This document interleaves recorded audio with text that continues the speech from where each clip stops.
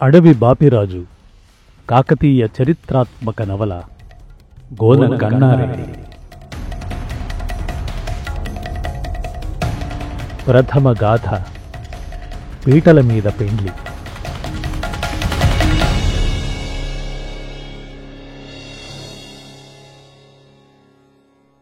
పెళ్లివారంతా యథోచిత స్థానాల మహాఠివిగా కూర్చున్నారు.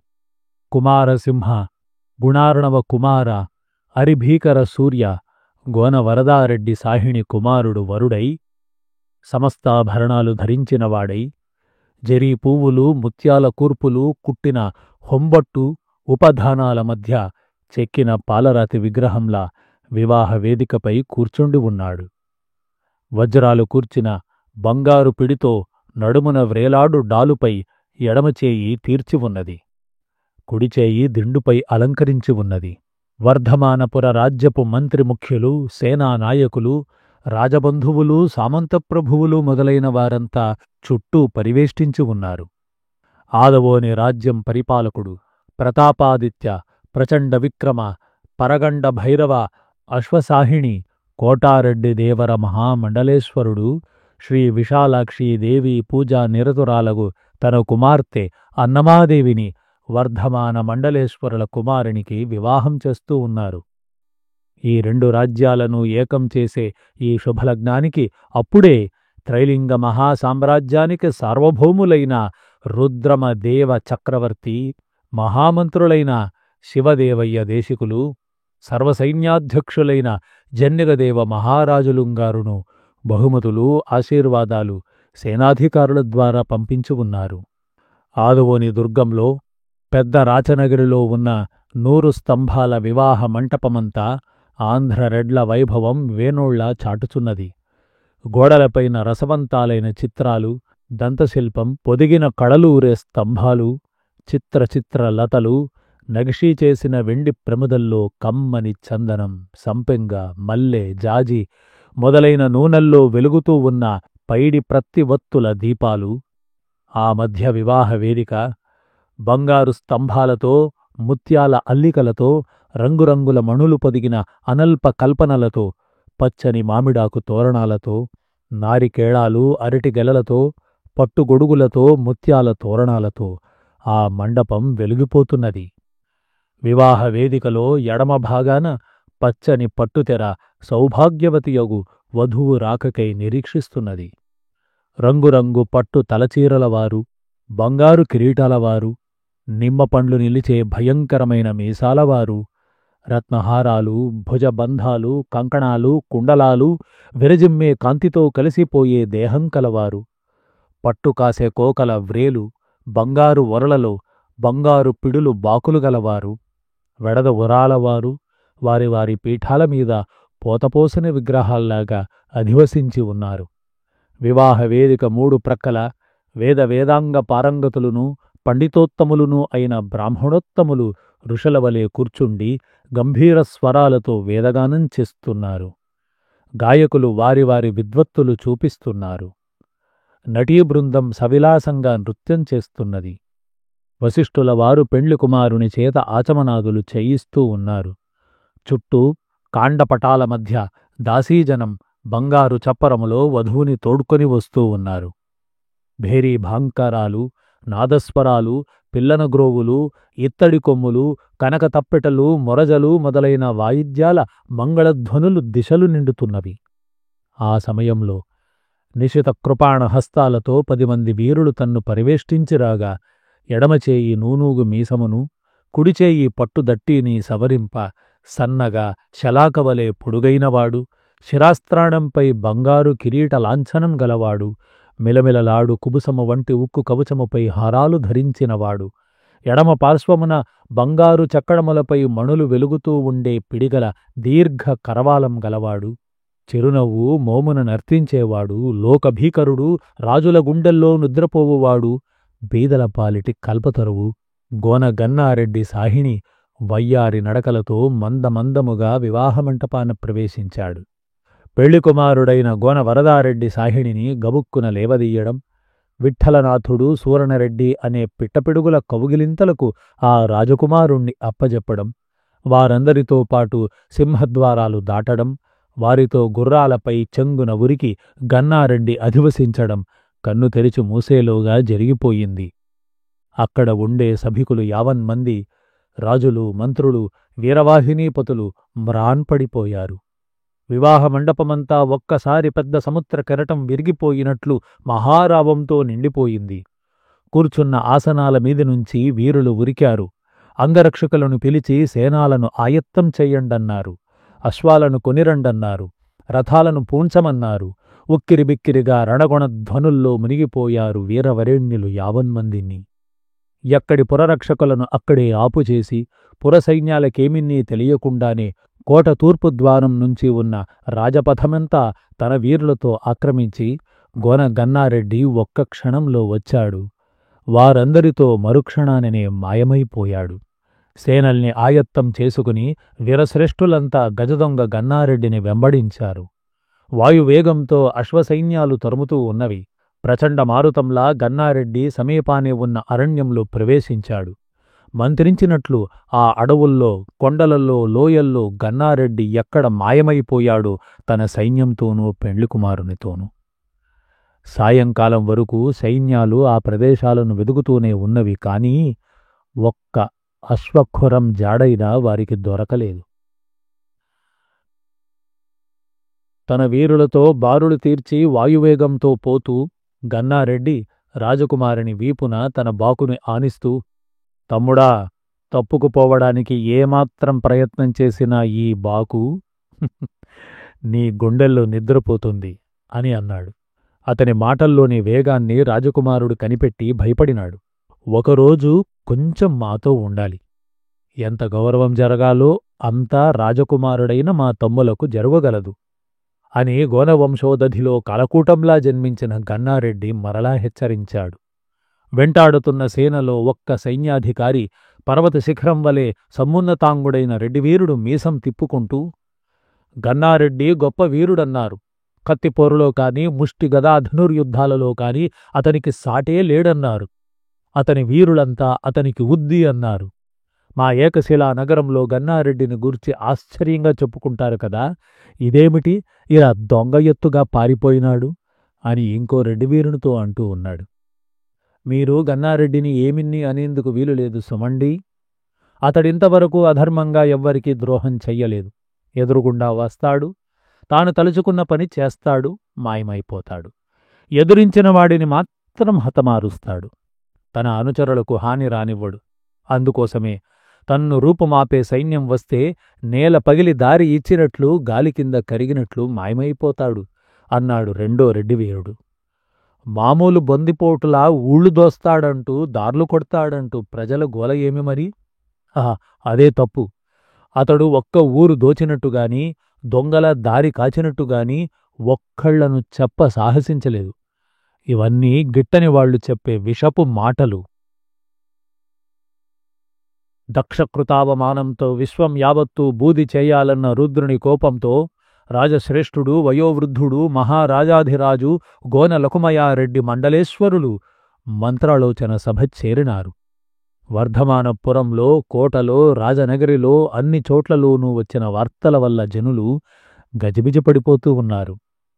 ఆదిబోను నుంచి మహారాజు రాజ్యసైన్యాలు, మంత్రివర్గం, రాజబంధువులు, సామంతులు యావన్మంది వచ్చి చేరినారు. నేడు రాజ్యసభలో మంత్రాలోచనకై సభికులు ముందే వచ్చి ఉన్నారు. మహారాజులు రావడంతోనే అందరూ లేచి జోహారులన్నారు. ఆయన కన్నుల్లో నిదాగవేళా ప్రచండ మార్తాండ దుర్నిరీక్ష కిరణాలు వెలిగిపోతూ ఉన్నవి. ఆయన వెలిగడ్డం వణుకుతూ ఉన్నది. దీర్ఘమైన బాహువులు పైకి క్రిందికి ఆడుతూ ఉన్నవి. కుడిచేత్తో ఆయన ఇటు అరజానడు, అటు అరజానడు ఉన్న తెల్లని మీసాలను సవరిస్తూనే ఉన్నాడు. సచివాగ్రణి లేచి మహారాజులం వారి దిక్కు మొగమవుతూ, ప్రభూ, ఈ దొంగ, ఈ పాపి మచ్చలేని దుర్జయ వంశానికి అపకీర్తి తెస్తూ ఉన్నాడు. పాలసముద్రం వంటి గోన వంశంలో హాలాహలంలా పుట్టుకువచ్చి నీచాతి నీచుడయ్యాడు. అతని జాడతీసి అనుచరులు యావన్మందితోనూ హతమర్చమంటారో, జీవంతో పట్టుకువచ్చి నేలఖైదులో పారవేయమంటారో ప్రభువుల వారు సెలవివ్వాలి. సేనానాయకుల వారు అడవి చుట్టి దొంగల్ని బంధించడానికి 4 సైన్యదళాలను పంపించి ఉన్నారు. స్వయంగా 2 అశ్వదళాలతో 1 గజ సైన్యంతో ఈ దినమే ప్రయాణమవుతూ ఉన్నారు. ఇక దేవరవారి ఆజ్ఞ అని విన్నవించాడు. సభ అంతా నిశ్శబ్దమైంది. ఇంతలో చటక్కున హజారం ముంగల రణగుణధ్వని వినపడింది. ప్రతీహారి వచ్చి, మహాప్రభూ, దేవరవారికి ఎల్లప్పుడూ అఖండ జయం. శ్రీ మహారాజకుమారులు అడవికి పోయి కొన్ని సైన్యాలతో విజయం చేస్తూ ఉన్నారు. అశ్వచారులు హుటాహుటిన వచ్చి వార్త అందించుకున్నారు అని మనవి చేశాడు. మహారాజు చటక్కున లేచినవాడయ్యను. సభ అంతా లేచింది. మహారాజు త్వరిత గమనంతో సభాప్రాంగణం వరకు సభ వెనుక నడుస్తూ ఉండగా వెళ్ళినారు. జయ జయ దిగ్విజయీభవ, శ్రీకుమార మహారాజులు వారికి జయ జయ అనే జయ జయధ్వానాలు మిన్నుముట్టుతూ ఉండగా వరదారెడ్డి మహారాజకుమారులు వారు అశ్వసైన్యాధ్యక్షుడు, దండనాయకుడు, తలవరి, చమూపతులు కొలుస్తూ ఉండగా ఉత్తమమైన పంచకళ్యాణి గుర్రంపై అధివసించి వచ్చి దిగి తండ్రిగారికి పాదాభివందనం ఆచరించాడు. మహారాజులు వారు ఎడమ కన్ను కొలుకున చమర్ప కుమారుని ఎత్తి కౌగిలించుకున్నారు. జయ జయధ్వానాలు మిన్నుముట్టుతూ ఉన్నవి. ముత్తైదువులు, బ్రాహ్మణులు హారతులు అర్పించేవారు, ఆశీర్వదించేవారై ఎదురుగా వచ్చారు. శ్రీ సోమనాథదేవ దివ్య శ్రీపాదములకు నివేదనలు అర్పించవలసిందిగా మహాప్రభువులు ఆజ్ఞ ఇచ్చారు. ఇంతలో దౌవ్వారికుడు వచ్చి 1 కొమ్ములో ఉన్న రక్తం కుడి చేతిలోకి వంచుకొని మహారాజకుమారుడిపై చల్లి నొసటన బొట్టు పెట్టాడు. నగరంలో ఉన్న దేవాలయాలన్నిటా ఆనాడు అర్చనలు జరిగాయి. కొన్ని ఘటికలు గడిచిన తరువాత మహారాజకుమారుణ్ణి చూడ్డానికి వెళ్ళినవాడయ్యను. ఆ కొండల్లోకి వాళ్ల గుర్రాలు లేళ్లలా ఎక్కినాయి. ఇంతలో గన్నారెడ్డి నా కళ్లకు గంతలు కట్టాలన్నాడు. దొంగపోటు, దుండగీడు, వాడి తల కోటగోపురం ఎదుట వేలాడాలిగాక అని లకుమారెడ్డి పళ్ళు పటపట కురికినాడు. నా కళ్లకు గంతలతోనే గుర్రాలపై రాళ్లపై ఎక్కాము, లోయలు దిగాము, కొండలు దాటాము. దండంతా ఆగింది. నా కళ్లగంతలు విప్పారు.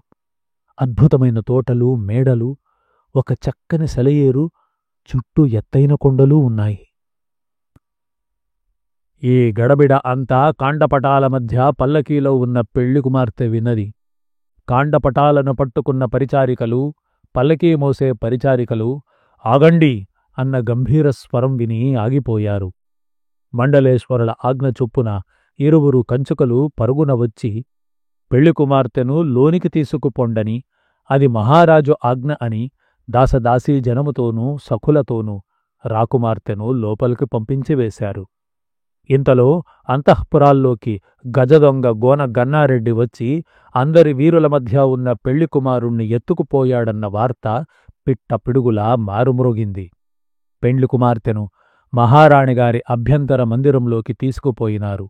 రాజమాతయిన్నూ మహారాణియిన్నూ వధువు దగ్గరకు వచ్చి చేరినారు. 18 యలప్రాయము గల అన్నాంబికాదేవికి ఇదంతా ఒక హాస్యనాటకంలా తోచింది.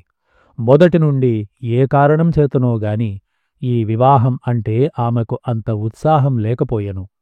చుట్టుప్రక్కల చుట్టాలవారి స్త్రీజనం అంతాను పరిచారక జనమును ఉక్కిరిబిక్కిరిగా మాట్లాడుకుంటున్న మాటల్లో కొన్ని ఆమె చెవిని పడుతున్నాయి. ఈ పాడురాక్షసుడు పెళ్లికుమారుడి పెత్తండ్రి చుట్టమేనటమ్మా. ఈతని పేరు చెబితే ప్రజలు, గ్రామాలు, అంతేకాదు రాజ్యాలు కూడా గజగజ వణికిపోతాయంట. అబ్బా, ఎంత భయంకరంగా ఉన్నాడనుకున్నారు? కాదండి దొరసానిగారు, నేను తొంగి చూశానుగా. మంచి పొడుగ్గా, అందంగా, బలంగా, బంగారు ఛాయతో వెలిగిపోతూ ఉన్నాడండి. ఆహాహా, ఏమిటివండి! కళ్ళు విశాలాలై మధ్యాహ్న సూర్యుడిలా ఉన్నాయి. అబ్బో! ఇంకా ఇలా ఇలా ఎన్నో మాటలు. అన్నాంబికాదేవికి నవ్వు వచ్చింది. అయినా ఆపుకున్నది. సంస్కృత కావ్యాలు అన్నీ చదువుకున్నదామె. ఇప్పుడే శాకుంతలం ప్రారంభించింది. భరతశాస్త్రం, జాయపసేనాని నృత్తరత్నాకరం, అలంకార శాస్త్రాలు చదువుకున్నది. కౌముది కూడా అవుతూ ఉన్నది. మనుధర్మశాస్త్రం, శుక్రనీతిసారం, చాణిక్యనీతి, మానసోల్లాసం, భారత భాగవత రామాయణాదులు, ఆంధ్రమున అనుభవసారము, శివతత్వసారము, పండితారాధ్య చరిత్ర, పురుషార్థసారము, నన్నయ్య తిక్కన కవుల విరచిత ఆంధ్ర మహాభారతము, మార్కండేయ పురాణము మొదలైనవి ఎన్నో ఆమె చదువుకున్నది. అన్నమదేవికి వరవడి రుద్రదేవి. ఆదవోని మహారాజుకు ఈమె ఒక్కతే సంతానం అవడం చేత ఆదవోని ప్రభువు తన చక్రవర్తి గజపతి రుద్రదేవ మహారాజు రీతిగా తానున్ను అన్నమాంబికాదేవికి పురుషవేషం వేయించి వీరవిద్యలన్నీ నేర్పించాడు. అన్నాంబిక పొడుగరి, కోలమోము, మరీ పెద్ద కళ్ళు, నల్ల పాపలలో ఏదో ఒక లోతు, ఏదో ఒక మహాప్రశ్న, ఏదో ఒక తీవ్రత, ఏదో ఒక గాఢమ ధృత నీలాకాశపథాల అప్సరసలలా నృత్యం చేస్తూ ఉంటవి. తీర్చిదిద్దిన అవయవ స్ఫుటత్వము, పసిమి ఎరుపుల వెಣ್ಣా తీరంలో దొరికే బంగారం వలె శరీరఛాయ, ఆ ఛాయకు పువ్వులోని పరిమళంలా యవ్వనం, ఒక అనన్య మోహనత్వం ఆమెకు ప్రసాదించినవి.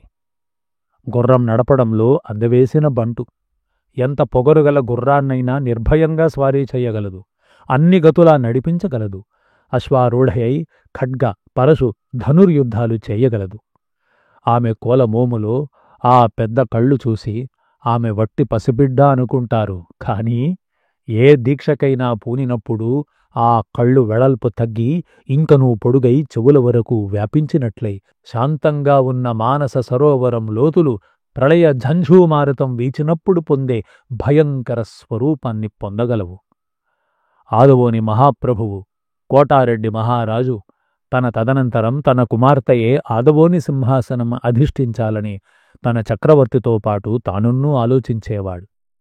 ఆ దినాల్లో ఆమె తాను బాలిక అన్న మాటే మరచి మగరాయుడిలా తోటి మంత్రి కుమారులు, సేనానాయకుల బాలురు మొదలైన వారితో సమంగా కత్తిసాము, గుర్రపు స్వారీ, ధనుర్విద్య నేర్చుకుంటూ వారందరినీ నిమిషంలో ఓడించేది.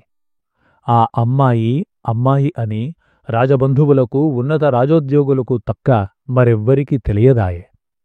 కాని అన్నమాంబకు ఈడు వచ్చింది. బాల్యం క్రిందటి వసంతంలో కరిగిపోయింది. ప్రభువు అన్నమాంబికను అంతఃపురవాసిని చేశాడు. అమ్మాయి, నా చక్రవర్తి ఎలా చేసినా చక్రవర్తి కనుక చెల్లుతుంది. నేను స్త్రీలు స్త్రీలుగా, పురుషులు పురుషులుగా ఉండాలన్న ధర్మాన్ని దాటి, కొడుకులు లేనంత మాత్రాన స్త్రీని పేడివానిలా మగవాడై సంచరింపమనడం అపకీర్తి, అధర్మం, రౌరవాది నరకహేతువున్నూ అవుతుందని నిశ్చయానికి వచ్చాను అన్నాడు అన్నాంబికతో ఒకనాడు. అన్నాంబిక తండ్రి భావాలు విని అత్యంత ఆశ్చర్యాన్ని పొందింది. ఎందుకు ఇంత విచిత్రంగా తన తండ్రి తన భావాలను మార్చేసుకున్నాడు? లోకానికి అనేక విషయాలలో గురుపీఠాన్ని వహించిన గణపతి రుద్రదేవ మహారాజు మరణించగానే ఇంక భయము లేదని, తన హృదయంలో ఉన్న ఉద్దేశాన్ని ఇప్పుడు బయటపెట్టినారు కాబోలు అని ఆమె కించపడింది. ఆ వెంటనే తన పురుష వస్త్రాలను విడిచేసింది. నిడుదై జానువుల వరకు వేళ్లాడే కేశభారాన్ని 3 పాయల జడగా వేసి, రత్నాలు పొదిగిన బంగారు కుప్పెలుగల నల్లటి పట్టుకుచ్చులు ధరించింది. తలపై మాణిక్య నాగాభరణాన్ని, వజ్ర నక్షత్రాభరణాన్ని, ముత్యాల పాపట బొట్టు, గోమేధిక చేమంతి పువ్వును ధరించింది. ఉత్తమ రాజకన్యోచితమైన కంకణ కేయూర హార మేఖల నూపురాది ఆభరణాలను దాల్చింది. బంగారు సరిగంచుల పూల నీలంపు పట్టుచీర, ఎర్రపట్టు కంచుకము మధ్యాహ్నవేళ. ఉదయం వేళ కాశ్మీర కుసుమపు చీర, గరుడపచ్చ కంచుకము. సాయంకాలం అరుణకాంతి చీర, బంగారుపచ్చ కంచుకం, ఆయా వర్ణాలు శృతిని పొందే వల్లలున్ను ధరించడం ప్రారంభించింది. చెంపలకు పుప్పొడి అద్ది చెలులు రచించిన కస్తూరి కుంకుమ మకరిక పత్రాదులతో, రత్నకర్ణికలతో వియ్యం పొందుతూ ఉండగా ఆ బాల అరమూత కన్నల వెనక తన అసంతృప్తిని దాచుకున్నదాయే. మొదటి నుండి ఆ అమ్మాయికి పెళ్ళి అంటే ఇష్టం లేదు. బాలునివలే పెరిగిన ఆ బాల మగవాళ్ళు ఆడవారికి మొగుళ్ళు అని ఆలోచించుకోలేకపోయింది. తన తల్లి మొదలగు స్త్రీలు తల్లులగుటకే ఉద్భవించారని ఆమె నమ్మకం. కోటారెడ్డి మహారాజు తన కుమార్తె అన్నమాంబిక పితృభక్తి కలదని నమ్మకం కలవాడు కాబట్టే గోన లకుమయారెడ్డి మహారాజకుమారులైన వర్ధమాన రాజ్య యువరాజులను వివాహం చేసుకోవలసిందని ఒప్పించారు. హృదయంలో వివాహమంటే ఇష్టం లేని అన్నమాంబిక ఈ విధంగా తనకన్నా 2 ఏండ్లు మాత్రమే పెద్దవాడై విక్రమంలో తనతో పాటు సాటిగా ఏమాత్రమూ నిలువలేని వరదారెడ్డిని వివాహం చేసుకోవడానికి ఏమాత్రం ఇష్టపడకున్నను తండ్రి బ్రతిమాలడంతో సరే అని ఒప్పుకున్నది. పెళ్లి ప్రయత్నాలన్నీ ఎందుకో తొందరగా జరిగిపోయాయి. అశ్వచారులు అతి త్వరితంగా శుభలేఖలు చుట్టాలకు అందించి వచ్చారు. ఆదువోని నగరమంతా సైన్యాలతో నిండింది. వీరనాయకులతో, దుష్టతురగ రేఖా రేవంతులతో నిండిపోయింది. రేచర్లవారు, విప్పర్లవారు, మల్యాలవారు, కోటవారు, వెలనాటివారు, సాగివారు, చాళుక్ములవారు మొదలైన ఆంధ్ర క్షత్రియ వంశాలవారు వివాహానికి వచ్చి ఉన్నారు. ఈ విషయాలన్నీ ఎప్పటికప్పుడే అన్నాంబికాదేవికి తెలుస్తూనే ఉండినవి. ఆమె తన వివాహాన్ని గురించి ఆలోచించడం మానివేసింది. తమ కులదేవత విశాలాక్షీదేవి కృప ఎలా ఉంటే అలాగే జరుగుతుంది అని నిస్పృహ చేసుకుని ఊరుకుంది. ఆమె చేత ఏమేమి తంతు చేయించారో ఆమెకేమీ గుర్తులేదు. తన్ను బంగారు చందనంలో ఎక్కించి కాండపటాలు చుట్టూ పూంచి చెలికత్తలు రాగా వివాహ వేదికలోనికి తీసుకుని వచ్చారు దాసీజనులు అన్నది మాత్రమే ఆమె ఎరుగును. అంతలో గన్నారెడ్డి గజదొంగలా వచ్చాడు. అందరూ గొల్లుమన్నారు. ఆ సమయంలో ఒక గంభీరస్వరం ఆగండి అని వినిపించింది. ఆ కేకలో 8 బారుల నిశితత్వం ఉంది. ఆ కేకలో 16 ఉరుముల మహానాదముంది. ఆ కేకలో 7 సముద్రాల లోతులు ఉన్నాయి. చెలికత్తలు గజగజా వణుకుతూ ఆగిపోయినారు. చందనంలో నుండి అప్పుడు అన్నాంబిక ఒక కాండపటము ప్రక్కకు ఒత్తిగించి ఆ కేకవేసిన మహాపురుషుని చూచినదాయెను. ఆ సమయంలోనే ఆ పురుషుడును తన్ను చూచు మంచు శిఖరాల మధ్య నిలిచి ఉన్న అపరాజితాదేవి మోమువలే తెరల మధ్య కాన్పించిన వధూవదనాన్ని వీక్షించాడు. వారి ఇరువురు చూపులు 7 క్షణముల కాలం ఒకదానిని ఒకటి ఎదుర్కొని సంధించి కలిసిపోయాయి. ఎవరు ముందుగా కనురెప్పలు వాల్చినారో వారిరువురికీ తెలియదు. ఇంతలో తండ్రిగారి ఆజ్ఞ వల్ల చెలులు రాజకుమార్తె చందనం మహారాణి అంతఃపురంలోనికి తీసుకుపోయినారు. అతడు గజదొంగ. అతడేనా గోన గన్నారెడ్డి? ఆనాటి పెళ్లికొడుకునకు ఇతడే పెద్ద తండ్రి కుమారుడా అని అన్నాంబిక చిరునవ్వు నవ్వుకున్నది. మహారాణి అంతఃపురంలో రత్న కంబళ్లపై ఉన్న దంతపీఠికలపై అధివసించి ఉన్న రాజస్త్రీలు పెళ్లి కుమార్తె పల్లకి మహారాణి సింహపీఠి దగ్గర నింపగానే ఒక్కసారిగా లేచి నిలిచారు. ఆ తెరలలో నుంచి అన్నాంబికాదేవి ఈవలకు రాగానే మహారాణి కూతురు కడకు 2 అంగలి వేసి కుమార్తెను గట్టిగా కౌగలించుకున్నదాయెను. నా తల్లి, ఆ రాక్షసుని కంట పడలేదు కదా, వెంటనే దిష్టి తీయించాలి అని ఆ తల్లి కన్నులలో నీరు నింపుకున్నది. అవరోధజనం వివాహం చూడడానికి నిర్మింపబడిన ప్రతిసీరల మరుగున ఉన్న మేడవసారాలలో ఉన్న స్త్రీజనమెల్లా ఆ గజదొంగ వచ్చిన గడబిడలో అడలిపోయి మహారాణి మందిరంలోకి పరుగున వచ్చి వ్రాలారు. వాళ్లందరూ మువ్వన్న మెకము అడవిసొచ్చినప్పుడు కురంగీలోకం వణికిపోయినట్లు వణికిపోయారు. ఏట్రింత చెట్టుమీద వాలినప్పుడు ఆ చెట్టున నివసిస్తున్న పులుగుపడుతులు భయచకిత కలకలరావాలు సలిపినట్టు ఆ రాజనెలతుకలందరూ గోలుగోలుమనినారు. ఆ అదటు ఇంకనూ తీరనే లేదు. రాకుమరితను అచ్చడికి దాసీలు తీసుకురాగానే ఆ అంగనలందరూ కళ్ల తడిపెట్టుతూ అన్నాంబిక చుట్టూ చేరారు. అన్నాంబిక వారందరూ ఆశ్చర్యంలో మునిగిపోయేటట్లుగా చిరునవ్వు నవ్వుతూ పక్కన ఉన్న చెలితో వీళ్ళందరినీ కూర్చోపెట్టవే అన్నది. ఇంకొక చెలి చెవిలో మరేమో ఊదినది. అప్పుడు 10 మంది దాసీలు పరిగిడి రాజకుమారి వీణ వాయించుకుంటూ అధివసించే పీఠము, దిండ్లు, వీణ తెచ్చినారు. అన్నాంబిక ఆ పీఠంపై కూర్చొని వీణను చేత పట్టుకుని మండలేశ్వరుల భార్యలు, సేనాపతుల భార్యలు, మంత్రి సామంతుల భార్యలు, వారి వారి పిల్లలు ఆశ్చర్యంతో చూస్తూ ఉండగా తీగలను సవరించి సారెలు బిగించి పేరంట సమయంలో ముత్తైదువురాండ్రును అలంకరించుటకు వలె ఇట్లు పాడెను. విరిసినవి కుసుమములు దరిసినవి వర్ణాలు కురిసినట్టి దివ్య పరిమళము జాడలు తోట వెలుపల అడవి తోటలోపల మడవ తోటలో విహరించు తొలిగాలి కేదారి. ఆ పాటలోని భావము ఎవ్వరికీ అర్థం కాలేదు. వారందరూ ఒకరి మొహం ఒకరు చూచుకొనిరి. ఆంధ్ర స్త్రీలు సుందరులు. వారు సన్నని కౌనుగలవారు, దీర్ఘనీల కుంతలులు, పుష్పాలంకార ప్రియులు. కమలాలతో నిండిన చెరువు నుండి ఉదయంలో వచ్చే పరిమళం వంటి సౌందర్యం కలవారు. అలాంటి ఆంధ్ర సుందరాంగులు ఆ మందిరంలో వారికి తలమానికమైన అన్నాంబిక ఆ వల్లకిపై పలికించే మనోహర గాంధర్వరాగాన్ని వింటూ గణపతి రుద్రదేవ మహారాజు నిర్మించిన గుడిలోని ఉత్తమ శిల్ప సుందరులలా సుందర భంగిమలు తాల్చినవారైనారు. మరలినవి చీకట్లు వరలె పులుగుల పాట సురలతాంగి ఉషస్సు అరిదెంచె తూర్పులో మావిలో పికియోర్తు ఏవియో స్వప్నాల కావిరంగుల చిగురు తావులను మూర్కొనదు. ఈ చరణాలు ఆ వనితా లోకానికి అగమ్యగోచరాలే అయినవి. ఏదో మధుర ప్రపంచం మాత్రం వారికి దృశ్యాదృశ్యంగా గోచరించింది. అన్నాంబిక నిట్టూర్పు వదలి తన పీఠం మీద నుండి లేచింది. చెలికెత్తులు దారి చూపుతూ ఉండగా మహారాణి వధువు తమ అభ్యంతర గృహాలకు వెళ్లారు. బంధుకాంతలందరూ వారి వారి విడుదలకు వెళ్ళిపోయారు.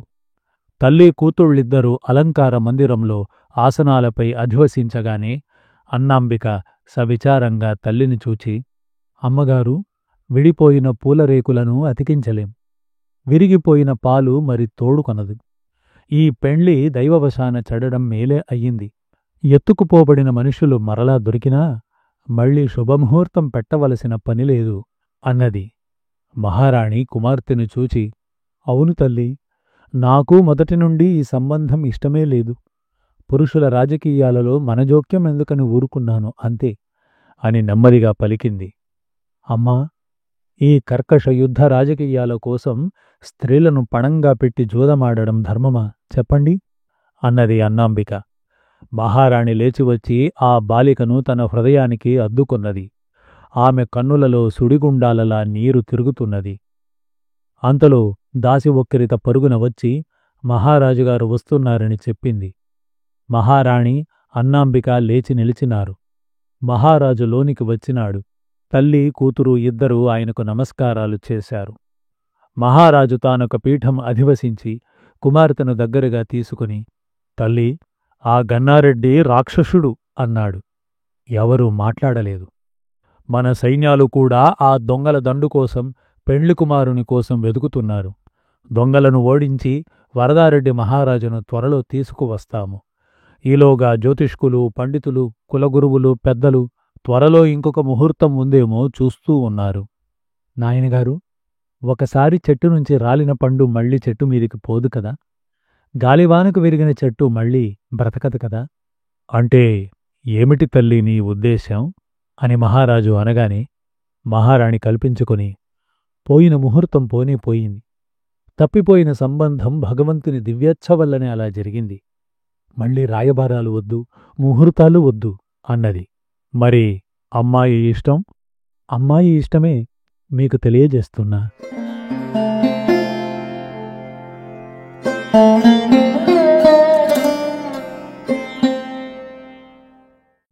ద్వితీయ గాథ. కుట్ర.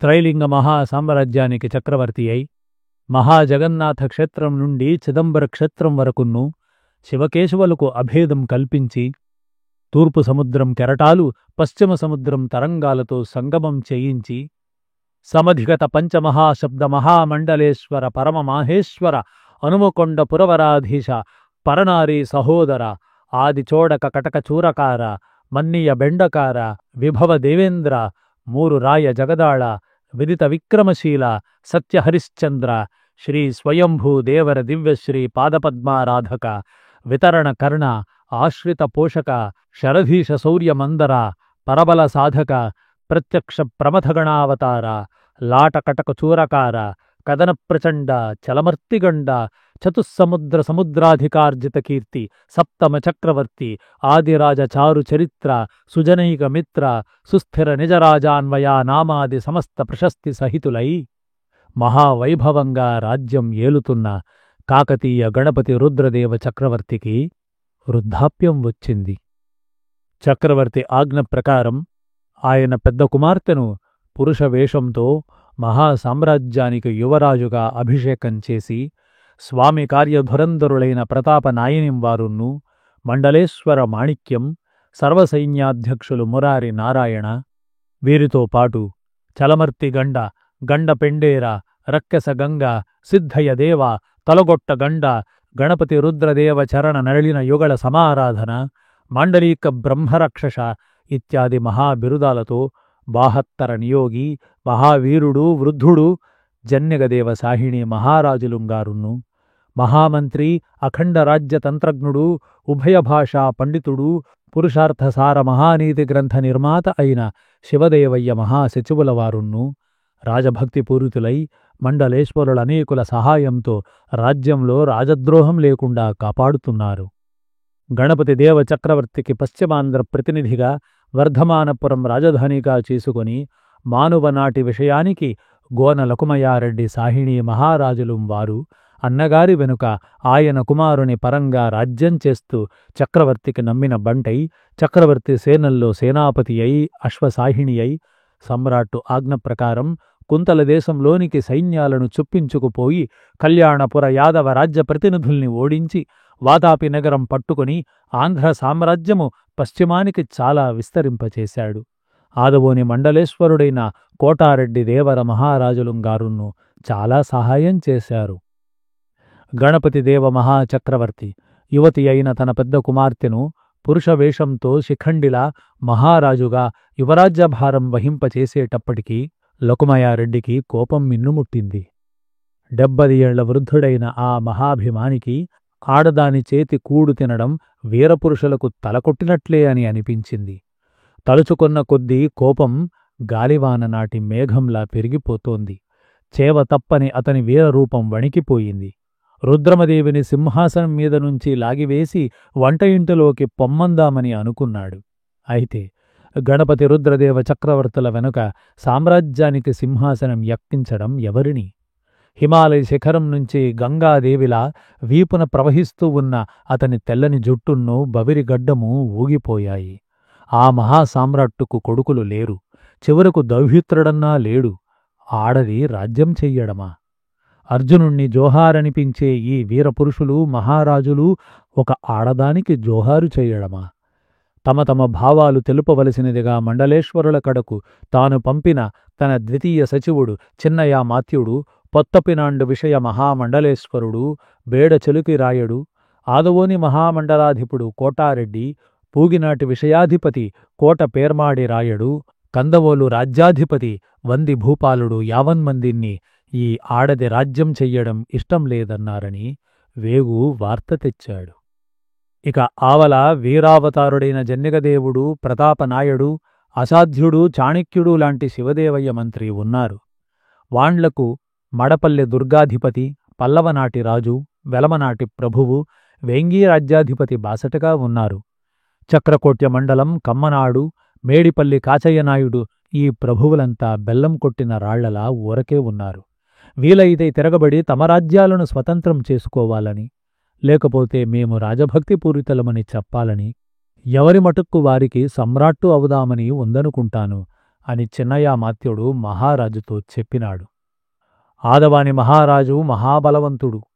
కర్ణాటరాజు భల్లాణ భూపతిని 4 సార్లు ఒక్కడే ఓడించాడు ఆ ప్రభువు. ఆ మహారాజు కుమార్తె అన్నమాంబాదేవి చాలా అందమైనది. యువరాజుల వారికి ఈడు. ఈ 2 రాజ్యాలు ఏకమైతే రుద్రమదేవికి బలం ఎక్కడా? ఆదవోని వారికి దగ్గరి చుట్టాలే కందవోలు రాజ్యాధిపతులు అని ముఖ్యమంత్రి రుద్రయామాత్యుడు సెలవిచ్చాడు. దేవగిరి యాదవ మహారాజు కృష్ణభూపతి వృద్ధుడైపోయాడు. అతని కుమారుడు యువరాజు ఆంధ్రదేశముపై కన్నువేసి ఉంచాడు. బద్ధశత్రువులైన ఆంధ్రుల రాజ్యం యావత్తూ కబళించి తానే సమ్రాట్టు అయ్యే ప్రయత్నాలు చేస్తున్నాడని వేగు అని సేనాధిపతి కామయ్యరెడ్డి సాహిణి వాక్రుచ్చాడు. ఆదవోని వర్ధమాన మండలేశ్వరులకు రాయబారాలు జరిగినవి. సంబంధం నిశ్చయమయింది.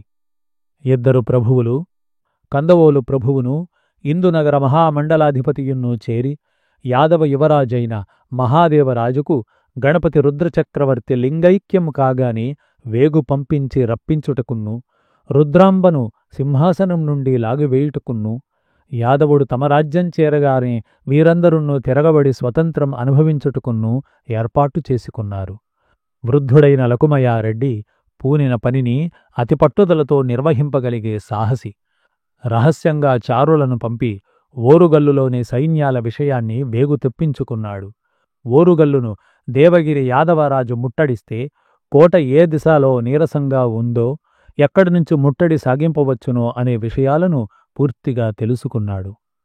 రహస్యాలోచన మందిరంలో అతడు ముఖ్య సచివునితోనూ సేనాధిపతితోనూ మంతనం జరిపే సమయంలో లకుమయాధీశుని ముఖ్యచారులలో ఒకడు ప్రభువు అనుమతితో లోన ప్రవేశించి మహారాజుకు సాష్టాంగ నమస్కారాలు చేసినవాడయ్యాడు.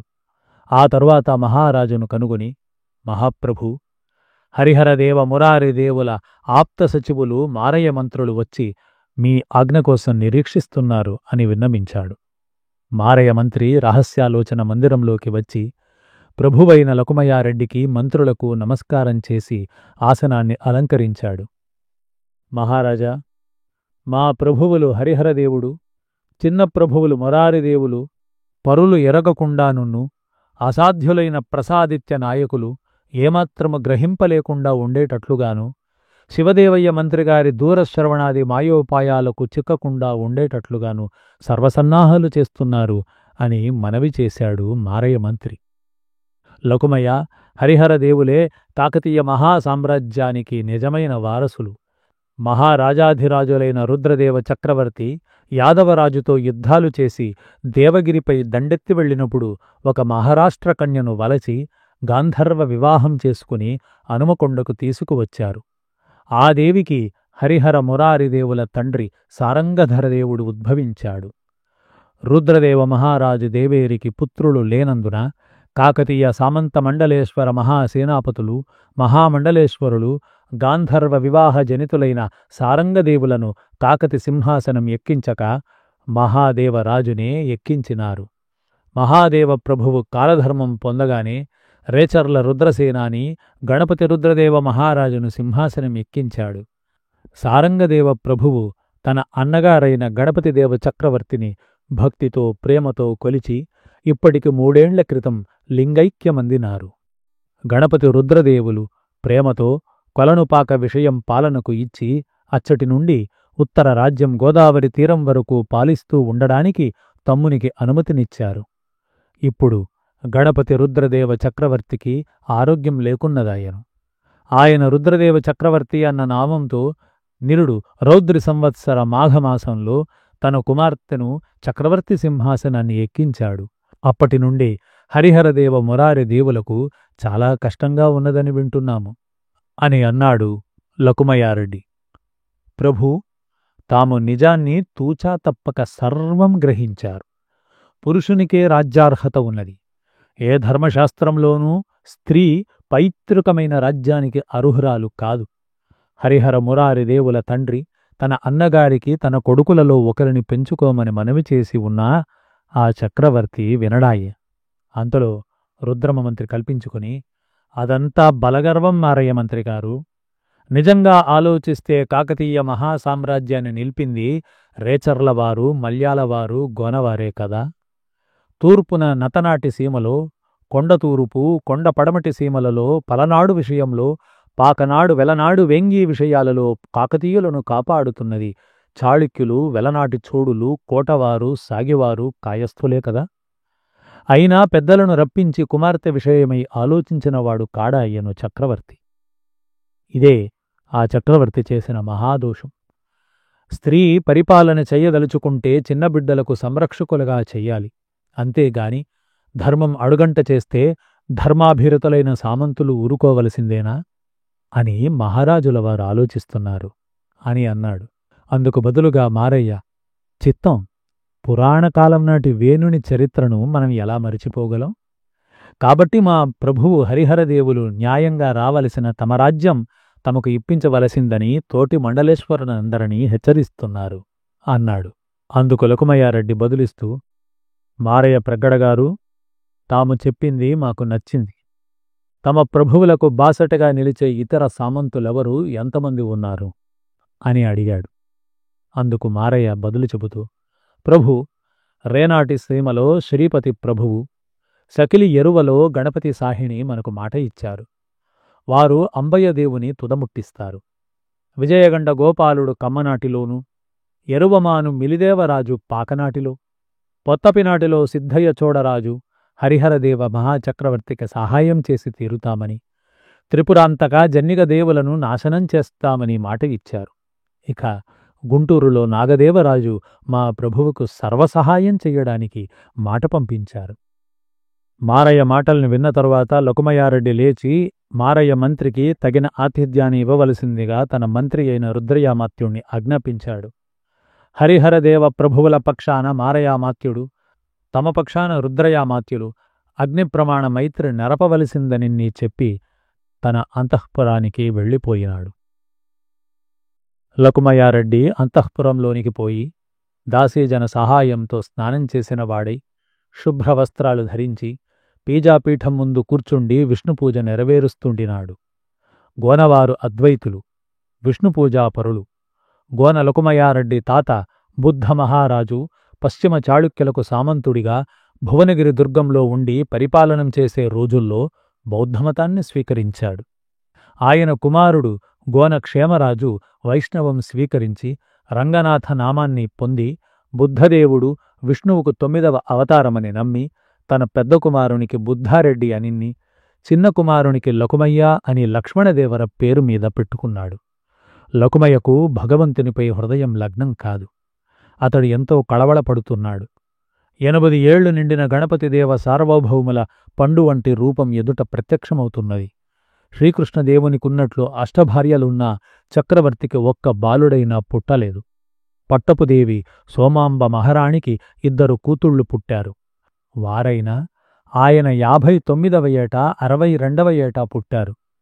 జాయపసేనాని అక్కలు నారాంబ పేరాంబదేవులకు ఇరువురికీ సంతానమే లేదు.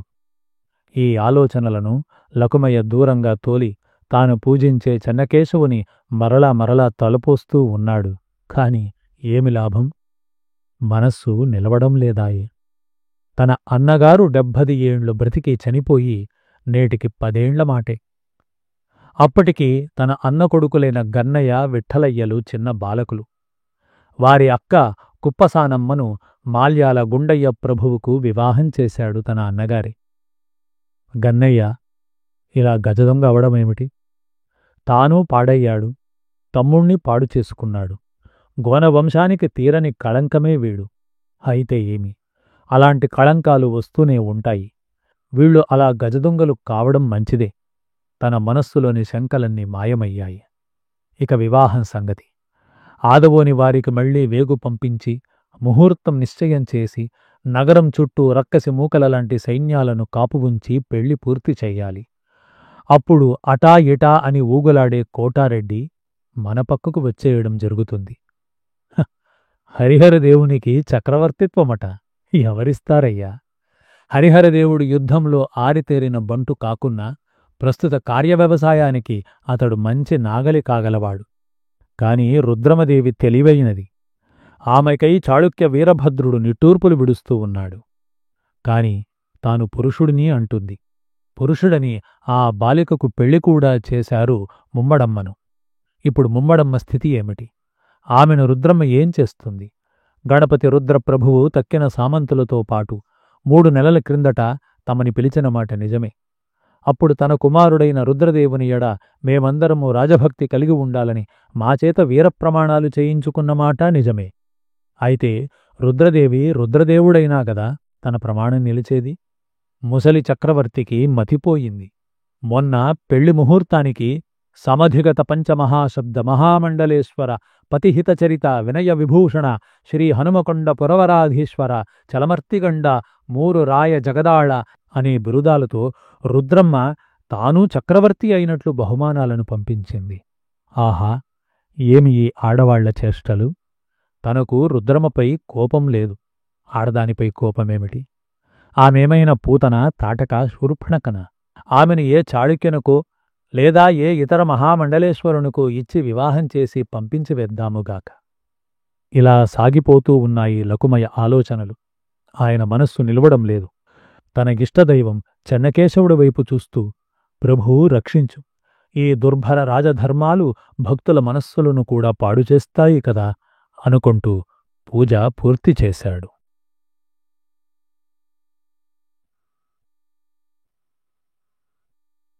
ఓరుగల్లులో రాచనగరులున్న లోపలి కోటలో అంతా నిమ్మకు నీరెత్తినట్లు ఉన్నది. వృద్ధులైన గణపతి రుద్రదేవ చక్రవర్తి తన సౌధ నగరిలో స్వయంభూ దేవతారాధనా తత్పరుడై చల్లగా కైలాసేశ్వర పాదపద్మారాధనకై ఈ దేహం చాలించి ఎప్పుడా వెళ్లడము అని నిరీక్షిస్తూ ఉన్నాడు. అత్యంత అవసరమైతే గాని తమతో రాజ్య విషయాలు చర్చింపవద్దని ఆజ్ఞ చేశాడు. మహామంత్రులైన శివదేవయ్య దేశకేంద్రులు శివమాహాత్మ్యం శైవ వేదాంతం వినిపిస్తూ ఉన్నారు. మహాకవులు అనేకులు తమ తమ రచనలు వారికి చదివి వినిపించి ఆ సార్వభౌముని వల్ల బహుమతులు, అగ్రహారాలు, ధనరాశులు పొందుతూ ఉన్నారు. కవిబ్రహ్మ, ఉభయకవి మిత్రుడు సింహపురాన్నుంచి తాను రచించిన ఆంధ్ర మహాభారత పర్వాలు, ఆశ్వాసాలు ఎప్పటికప్పుడు ఆంధ్ర సార్వభౌముని కడకు పంపిస్తూనే ఉన్నాడు. అవి పంపడం ప్రారంభించి 3 సంవత్సరాలయింది. విరాట ఉద్యోగ పర్వాలు, భీష్మ ద్రోణ పర్వాలు పూర్తి అయినవి. గణపతిదేవ చక్రవర్తి తిక్కకవి సోమయాజి దివ్య కవితామృతంలో ఓలలాడుతూ ఎప్పుడు తదితర పర్వాలు వస్తాయా అని ఎదురుచూస్తూ ఉన్నాడు. ఒక ఉదయాన సార్వభౌముని కడకు శివదేవయ్య మంత్రి రేచర్ల ప్రసాదాదిత్య ప్రభువు విచ్చేసినారు. చక్రవర్తి శివదేవ దేశికులకు లేచి నమస్కారం చేసినాడు. చక్రవర్తికి ప్రసాదాదిత్యుడు మోకరించి నమస్కరించినాడు. వాళ్లను కూర్చుండ నియమించి 70 ఏళ్ల ఆ వృద్ధ చక్రవర్తి తాను తన పల్యంక సింహాసనంపై కూరుచుండి దిండుల మీద ఒదిగి, గురుదేవా, ఏమిటి ఉదయాన్నే దయచేశారు అని ప్రశ్నించాడు. అందుకు సమాధానంగా శివదేవయ్య, ప్రభు, ఒక్క నిమిషకాలం ఏకాంతాన్ని ఇప్పించాలి. అక్కడ వివిధ ఆసనాలపై కూర్చొని ఉన్న పండితాది బ్రాహ్మణులు, ఆరాధ్యులు, జంగమ గురువులు లేచి అవతలకు వెళ్ళిపోయిరి. కంచుకులు ఆ మహామందిర ద్వారాలను బంధించి తాము బయటకు నడిచారు. అప్పుడు శివదేవయ్య దేశకుడు, మహాప్రభు, వివిధ దేశాలలో త్రిలింగ సామ్రాజ్యంపై కుట్రలు ఎక్కువవుతున్నవి అన్నాడు. ఆ మాటలను విన్న గణపతిదేవుడు, ఎవరది? ఎందుకు కుట్రలు చేస్తున్నారు? 2 ఏళ్ల నాడు సామంతులందరూ వచ్చి తమ రాజభక్తిని ప్రమాణపూర్వకంగా ప్రకటించి ఉన్నారు కదా అని ఆశ్చర్యపోతూ అన్నాడు. అందుకు శివదేవయ్య, నిజమే ప్రభు, కాని రుద్రదేవయ్య వారిని పురుషునిగానే ఎంచి మనం ప్రమాణం చేయించితిమి. వారందరూ అలాగే చేశారు. రుద్రదేవయ్య గారు పురుషులేనని చెబుతూ ఎంతకాలం రహస్యం దాచి ఉంచగలవారు? ఏనాడో ఆ రహస్యం బయటపడవలసినదేక. ఇది మహాప్రభువులు ఎరగనిది కాదుగా. అందుకు ప్రతిగా గణపతిదేవుడు, అవును, మేము పరమశివుని సన్నిధిని చేరిన వెనుక కొంతకాలం రుద్రదేవయ్య చక్రవర్తిగా రాజ్యపాలన సాగించి నిలదొక్కున్న వెనుక అప్పుడు రహస్యం నెమ్మదిగా బయటపెట్టవచ్చునగాక. ఈలోపు తొందరేముంది? మహాప్రభు, ప్రసాదిత్య నాయనిం వారు కూడా తమ మనసులోని కొన్ని ముఖ్య విషయాలు తమకు తెలియజేస్తారు, అవధరించండి అన్నాడు శివదేవయ్య. ప్రసాదాదిత్యుడు అందుకని, మహాప్రభు, గోన లకుమయ్య, ఆదవోని కోటారెడ్డి, కందవోలు నందిభూపాలుడు, కళ్యాణపుర చోడోదయుడు, పూగినాటి కోట పెమ్మాడి రాయడు, కందూరి కేశినాయుడు వీరందరూ కలిసి కుట్ర చేస్తున్నారు. తుంబలక, మానువ, హాలువవారు ఆ కుట్రలో కలవాలని ఉవ్విళ్ళూరుతున్నారు. బేడచెలుకి, మేడిపలి, కాచయ్య ప్రభువులను కూడా మనం నమ్మలేకున్నాము. ఇలాంటి రహస్య వార్తలు అటు తూర్పు నుండి, దక్షిణ దేశాల నుండి వస్తూ ఉన్నాయి. వారందరికీ చిన్న చక్రవర్తుల రహస్యం తెలిసిందని అనుమానించవలసి ఉంటుంది అన్నాడు. శివదేవయ్య అందుకని మహాప్రభువులకు నేను మనవి చేసేది, ముందుగా రుద్రదేవులు స్త్రీయే అని లోకానికి చాటడం, ఆ తరువాత అలాగే మహామంత్రి, ఈ విషయంలో మీరు, రుద్రదేవ ప్రభువులు, ప్రసాదాదిత్యులు ఆలోచించి ఏది మంచిదైతే అది చెయ్యండి. ఎవరు కుట్రలో చేరబోతున్నారో వారిని ధర్మంగా శిక్షించండి. అనుమానరహితం చేసుకుని మరీ పనికి దిగండి. చూడండి, మహాకవి తిక్కన సోమయాజుల వారు ఉద్యోగ పర్వంలో ఈ విషయాన్ని ఎంత చక్కగా వర్ణించారో. ధర్మరాజు ఆఖరుకు 5 ఊళ్ళు అడిగి అప్పుడు కాదనిపించుకున్నా కూడా శ్రీకృష్ణుల వారి రాయబారం నడిపించారు. ఓహోహో, ఏమి అద్వితీయ కవిత్వమది! తమ పురుషార్థంలోని భావాలు ఎన్నో ఉన్నాయి ఆయన మహాగ్రంథంలో. ఇక సెలవు, విషయాలు ఎప్పటికప్పుడు తెలియజేయండి అన్నాడు గణపతిదేవుడు. శివదేవయ్య మంత్రి 52 ఏండ్ల ఈడువాడు, చామన ఛాయవాడు, సన్నగా పొడుగ్గా వంగిపోయి ఉంటాడు. మహామత్యులైన చెన్నాప్రగడ గణపామత్యుల మేనల్లుడు, ఆరాధ్యుడైన వీరశైవుడు కాడు. విష్ణుభక్తి కలవాడు, అఖండ పండితుడు, వేదాంగ పారంగతుడు, సకల శైవాగమవేత్త, మామవలే అఖండ వైద్యుడు. చక్రవర్తి చేత అనేక వైద్యాలయాలు, ప్రసూతి ఆలయాలు, వైద్య విద్యా పరిషత్తులు ఏర్పాటు చేసిన ధర్మశీలి. సర్వతంత్ర స్వతంత్రుడు. తన బావగారైన గోపరాజు రామప్రధానిచే త్రైలింగ మహాసామ్రాజ్యంలో రాజ్యపాలన నిర్వక్రంగా జరిగేటట్లు చూస్తున్నాడు. నిత్య శివపూజ ధురంధరుడు. ఈవల ప్రసాదాదిత్యుడు కాకతీయ వంశంతో పాటు ఉద్భవించిన రేచర్ల వంశ ముక్తాఫలం. రేచర్ల వారందరూ కాకతీయ వంశ మూలపురుషుడైన బేతప్రభువు కాలం నుండి కాకతీయ ప్రభువులకు దక్షిణహస్తంగా ఉండిన మహాపద్మనాయక వెలమ కులజులు. అఖండ శౌర్య సంపన్నులు, సూక్ష్మబుద్ధిశాలురు, కాకతి ప్రభువులకు పెట్టని కోటలు. శివదేవయ్య మంత్రి ప్రసాదాదిత్య నాయని వంకచూచి, సేనాపతి, రుద్రమదేవి వారి మనస్సు మార్చడం ఎలాగా? ఆ దేవికి అమ్మా మీరు స్త్రీ అనే భావం నచ్చచెప్పడం ఎలాగా? గురుదేవుల వారికి నేనా సలహా ఇచ్చేది? ఈ పాటికే ఏదో ఎత్తువేయకుండా ఉంటారా? ప్రసాదత్యవారు, మానవ ప్రకృతి మనిషి ఊహకు మించి నడుస్తూ ఉంటుంది. నిజమే మహామంత్రి. చాళుక్య వీరభద్రుల వారికి తమరు ఎందుకు వార్త పంపినట్లు? యవ్వన హృదయాన్ని యవ్వన హృదయమే గ్రహిస్తుంది ప్రసాదాదిత్య. చాళుక్య వీరభద్ర మహాప్రభువు యవ్వనవంతుడు, మహావీరుడు, కామినీ జయవంతుడు. ఆయనకు యువ మహారాజుల హృదయం అర్థం కాకూడదా అని రప్పిస్తున్నాను. తమ అభిప్రాయం నేను తెలుసుకోలేనంటారా? పైగా రుద్రదేవ మహాప్రభువులు చాళుక్య వీరభద్ర ప్రభువు కలిసి ఎందుకు వేట వెళ్లడం ఏర్పాటు చేశారు? ప్రసాదాదిత్య, మీరు మనము అనుకున్న 3 రంగుల మృగాన్ని సిద్ధం చేశారా? అన్నీ సిద్ధమే. నేను ఆ ప్రదేశంలోనే వారిద్దరికీ తెలియకుండా సిద్ధంగా ఉంటున్నాను.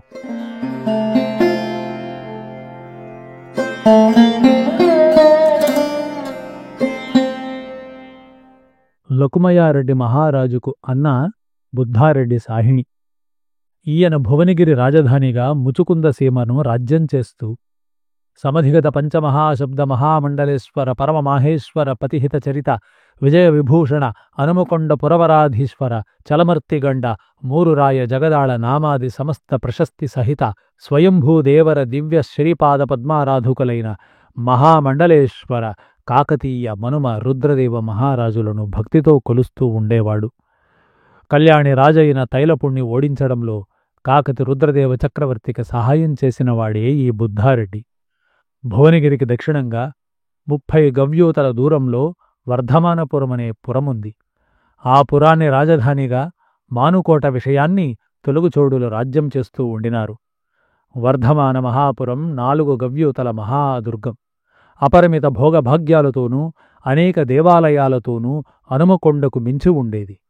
ఆ పురం రాజధానిగా కాకతి రుద్రదేవ మహారాజు కాలంలో భీమచోడుడు తన సోదరుడు గోకర్ణచోడుడు మంత్రిగా, సేనానాయకుడిగా, యువరాజుగా రాజ్యపాలనం చేస్తూ పశ్చిమ చాళుక్య చక్రవర్తి అయిన తైలప మహారాజుకు సామంతుగా ఉండేవాడు.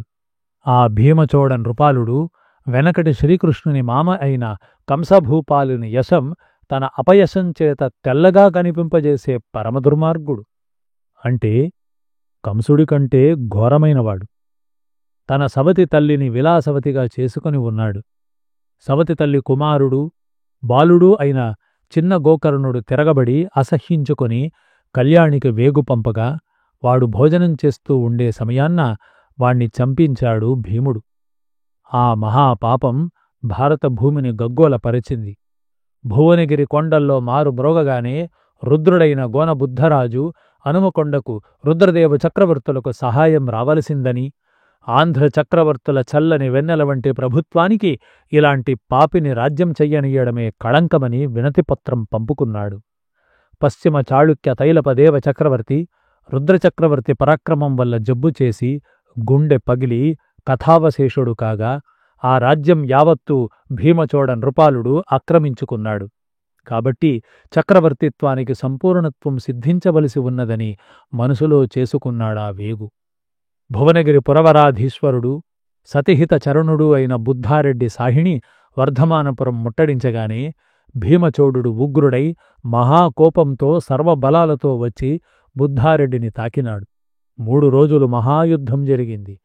భీమచోడుణ్ణి పరాక్రమవంతుడు, వ్యూహరచనా సమర్థుడు అయిన బుద్ధారెడ్డి అన్ని ద్వారాల దగ్గర పూర్తిగా ఓడించేసరికి భీమచోడుడు వర్ధమానపురం కోటలోకి పారిపోయినాడు.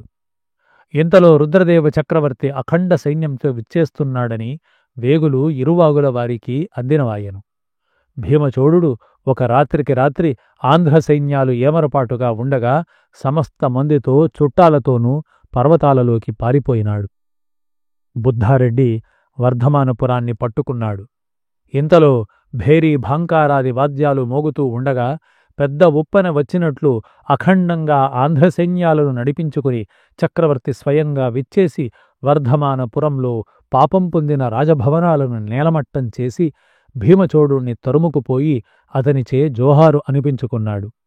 భీమచోడుడు తన కుమార్తె పద్మావతిని రుద్రదేవ చక్రవర్తికి కన్యాదానంగా సమర్పించి చక్రవర్తికి మామగాడై చేసిన పాప నివృత్తికిగాను సంసారం త్యజించి వీరశైవ దీక్ష తీసుకుని తపస్సుకై మహాబలేశ్వరం వెళ్ళిపోయాడు. పెద్ద గోకర్ణ చోడుని కందూరులో తనకు బుద్ధారెడ్డికి సామంతమండలేశ్వరుడిగా చక్రవర్తి నియమించినాడు. మానవనాటి మహామండలానికి రాజప్రతినిధిగా మహామండలేశ్వరుడిగా బుద్ధారెడ్డి సాహిణిని చక్రవర్తి పట్టాభిషేకం చేసినాడు. మహాదేవరాజు చక్రవర్తి దేహం చాలించినాడు. గణపతిదేవ చక్రవర్తి రాజ్యపాలనం వచ్చింది. బుద్ధారెడ్డికి బిడ్డలు లేరు. ఆయనకు 59వ ఏట రెండవ భార్య అయిన ఎరుకసానమ్మలో కూపమాంబ అనే కుమార్తె, గన్నారెడ్డి విఠ్ఠల ధరణీశుడు అనే కుమారుడు 2 ఏళ్ల చొప్పున తేడాలుగా పుట్టినారు. బుద్ధారెడ్డి తన తమ్ముడైన లకుమయారెడ్డిని తన యువరాజుగాను సేనానాయకుడిగాను చేసుకొని ఉన్నాడు. గణపతిదేవ చక్రవర్తి రాజ్యానికి వచ్చిన 45 ఏళ్లకు బుద్ధారెడ్డి తన 87 ఏళ్ల వయసులో దేహాన్ని చాలిస్తూ తమ్ముణ్ణి పిలిపించి తన పెద్ద కుమారుడైన గన్నారెడ్డి తరఫున రాజ్యం చెయ్యవలసిందనిన్ని, వాడు పెద్దవాడు కాగానే వాడి రాజ్యం వాడికి ఇచ్చి నువ్వు భువనగిరిని పాలించవయ్యా లకుమయ్యా అని సెలవిచ్చి లింగైక్యమందినాడు. లకుమయ్య మహావిచారంతో రాజ్యభారం పూని అన్న కుమారుడికి బదులుగా రాజ్యం చేస్తూ ఉండెను. గణపతిదేవ చక్రవర్తికి బాసటి అయి పశ్చిమాన విరోధులైన రాజుల్ని హతమారుస్తూ ఆంధ్ర సామ్రాజ్యాన్ని విస్తరింపచేశాడు. రాజ్యపాలన చేసే కొద్దీ రాజ్యకాంక్ష మొలకెత్తింది. కోరలు పోయి పంజాలకు బలం తగ్గినా సింహంలాగనే ఉన్న గణపతి రుద్రదేవులు ముసలి పండై ఉండగా ఇదే అదను అని లకుమయ్య రాను రాను హనుమకొండలో విద్యలను చదువుతున్న రాజకుమారులకు పంపించవలసిన మహారాజభూతాది ఖర్చులను పంపించడం మానివేశాడు. వర్ధమానపురంలో స్వామి నివేదనలు, అర్చనలు గన్నయ్య పేరుతో చదివించడం మానివేశారు. సంవత్సరాది నాడు హజారంలో వైతాళికులు, వందులు గన్నభూపతి మహారాజా అని పాడడం మాని లకుమయ మహామండలేశ్వర అని పాడుతున్నారు. లకుమయ వేయించిన శిలా తామ్ర శాసనాలలో గన్నారెడ్డి పేరును వ్రాయడం మానిపించినాడు. మహారాజతంత్రజ్ఞులైన శివదేవయ్య మంత్రులు, మహాసేనాని జన్నిగదేవుడు, రాజభక్తి పూత చరిత్రుడైన ప్రసాదాదిత్య నాయకులు, సామంతమండలేశ్వరులు తిరగబడకుండా ఆంధ్ర మహాసామ్రాజ్యం జాగ్రత్తగా కాపాడడంలో మునిగి ఉన్నారు. వారికి గన్నారెడ్డికి ఆలోచన చెప్పడానికి తీరికలేదాయి. లకుమయ్య బలవంతుడు, చాలా డబ్బు ఉన్నవాడు. అతని వైపు వారు చక్రవర్తి ఆస్థానంలో ఉండనే ఉండినారాయే. వాళ్లందరూ పోయి వృద్ధ గణపతిదేవ చక్రవర్తి చెవిలో లకుమయారెడ్డి రాజభక్తిని వేనోళ్ల వర్ణిస్తూ ఉండేవారు. అప్పుడు ఆలోచిస్తూ, అవును, ఈ విషయాలు యావత్తూ శివదేవయ్య దేశకులకు విన్నమించండి. గోనగన్నయ్య చాలా మంచివాడు అనుకుంటుమి. వీరవిద్యలయందు సర్వశాస్త్రాలయందు అతడు పండితుడవుతూ ఉండెను. మాతోనూ యువరాజుతోనూ ఎంతో భక్తిగా ఉండెను. మీరు పలికే పలుకురు అందుకు విరుద్ధంగా ఉంటున్నవేమి అని గణపతి రుద్రుడు అడిగాడు. మహారాజాధిరాజా, అదే గన్నయ్యలో ఉండే విచిత్రం. అతను విఠ్ఠలనాథుడు, అనేకులు బాలకులు ఓరుగల్లుపురంలో చేసిన అల్లరి మహాప్రభువులతో విన్నమించేది ఎవరు చెప్పండి? సరే సరే, మాకు ఈ గొడవలు పట్టవు. వెళ్ళి చిన్న మహారాజుగారితో మనవి చేసుకోండి అని గణపతి దేవులు లకుమయ్య పక్షం వారిని పంపించివేశాడు.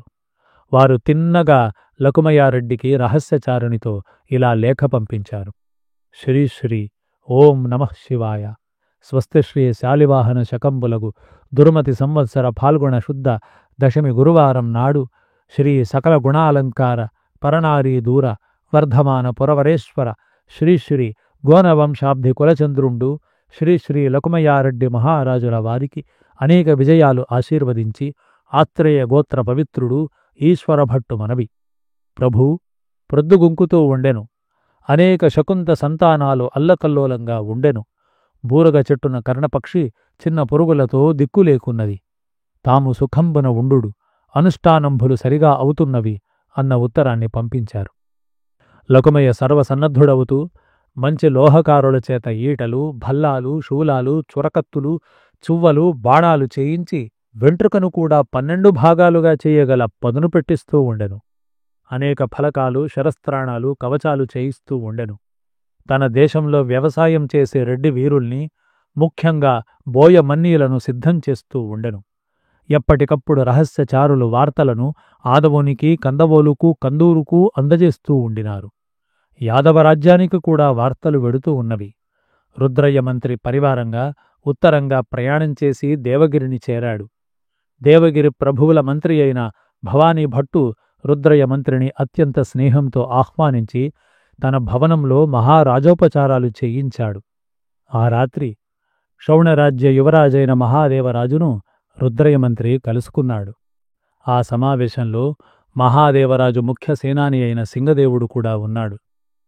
మహాప్రభూ, 1,80,000 కాల్బలము, 3,000 అశ్వరాహుత్తులు, 80 ఏనుగులు మా మండలేశ్వరుల వారు సిద్ధం చేశారు. వీరు కాకుండా బోయమన్నీలు ఎందరో సిద్ధమవుతూ ఉన్నారు. ఇవి కాక మహావీరులతో కూడిన సైన్యాలతో ఇంకా ఎక్కువ మంది మండలేశ్వరులు మమ్మల్ని కలుస్తారు. మీరు ఎప్పుడు రాగలిగితే ఆనాడు మేమంతా సిద్ధం అని రుద్రయ్య మంత్రి సేవుణ మహాదేవరాజుతో మనవి చేశాడు. అందుకు మహాదేవుడు మాట్లాడుతూ, మంత్రి, ఆంధ్రులందరూ సిద్ధంగా ఉండవచ్చును. మేము కూడా సిద్ధంగా ఉన్నాం. మా సైన్యం 2,50,000 కాల్బలం. మా అశ్వసైన్యం 20,000 ఉన్నది. ఇక మా సైన్యంలో 300 ఏనుగులున్నాయి. మహాదేవరాజు మంత్రి అయిన భవానీ భట్టు అందుకుని, మంత్రి, మా వృద్ధరాజు ఆంధ్రులపైకి వెళ్ళవద్దంటారు. వారు కూడా గణపతి దేవులలా మోక్షానికై ఎదురుచూస్తూ ఉన్నారు. ఇప్పుడే ఓరుగల్లుపై యుద్ధానికి రావడం వీలుపడదు. మీరంతా సంపూర్ణంగా సిద్ధం కండి. మేము ఎప్పటి వార్తలప్పుడు మీకు అందజేస్తూ ఉంటాము అని అన్నాడు. అందుకు రుద్రయ్య సమాధానమిస్తూ, ఎంత సులభంగా మా రాయబారం పూర్తి కాగలదని అనుకోలేదు. హహా, మాకు ఈరోజు ఆనందదినం అన్నాడు. అందుకు భవానీ భట్టు, రుద్రయ్య మంత్రులవారు, మేము ఏ దారిన వస్తామో ఆ దారిలో మీ సైన్యం కొంత మాకు కలవాలి. మేము ఓరుగల్లును ముట్టడించగానే మీరు మీ తక్కిన సైన్యాలతో వచ్చి మా సైన్యంలో చేరిపోవాలి అన్నాడు. అలాగే చేస్తాము. ప్రభువులు నాకు రేపు బయలుదేరడానికి సెలవిప్పించాలి అన్నాడు రుద్రయ్య మంత్రి.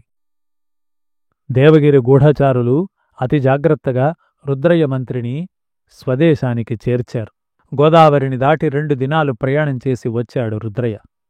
రాత్రులు మాత్రమే ప్రయాణం. పగలు ఏదో ఒక గ్రామంలో ఆగిపోతూ ఉండాలి. రుద్రయ్య మంత్రి కాశీ ప్రయాణం చేసి వచ్చే ఉద్యోగిలా వేషం వేసుకుని ఉన్నాడు. ఒకనాడు బొలినవాడ అనే గ్రామంలో విడుదల చేసి ఉన్నప్పుడు పగలు ఎవరో ఆ ఇంటిని చుట్టుముట్టినారు. ఏడిరా దొంగ రుద్రయ్య, రాజద్రోహి రుద్రయ్య, ఓరి పాపి రుద్రయ్య అంటూ ఆ బ్రాహ్మణుని ఇంటిలోకి విచ్చుకత్తులు, భల్లాలు ఝడిపిస్తూ బిలబిలమంటూ విచ్చుకత్తుల వారు వచ్చిపడ్డారు. పాపం, ఈ రుద్రయ్య మంత్రి మహానుభావుడు. దేవగిరి కాశీ నుంచి వర్ధమానపురం రామేశ్వరానికి పోతూ ఉన్నాడు. ఆహాహా! గోనబుద్ధారెడ్డి ప్రభువుల వద్ద అత్యంత నమ్మకంతో పనిచేసిన మాధవమంత్రి కుమారుడైన ఈ రుద్రయ్య మంత్రి ఆంధ్రరాజ్యాన్ని తరింపజేయడానికి అపర మహేశుడైన యాదవ మహాదేవుణ్ణి తీసుకువస్తాడట అంటూ ఎకసెక్కాలాడుతూ గజదొంగ గన్నారెడ్డి గదిలోకి చక్కా వచ్చాడు. గన్నారెడ్డిని చూడగానే రుద్రయ్య మంత్రి 5 ప్రాణాలు వేసవి కాలంలో నీరు ఆవిరి అయినట్లు అయిపోయాయి. అయినా లేని ధైర్యం తెచ్చిపెట్టుకుని రుద్రయ్య మంత్రి గన్నారెడ్డిని చురచురా చూశాడు. ఏమీ? ఎవరు నువ్వు? బుద్ధి లేదా? అపర మహేశ్వరుడు గణపతి రుద్రదేవ ప్రభువు రాజ్యం చేసే దేశం కాదనుకున్నావా అని రుద్రయ్య మండిపడ్డాడు. గన్నారెడ్డి ఫక్కున నవ్వాడు. అబ్బే, ఆడది రాజ్యం చేస్తూ ఉంది అని అనుకున్నా.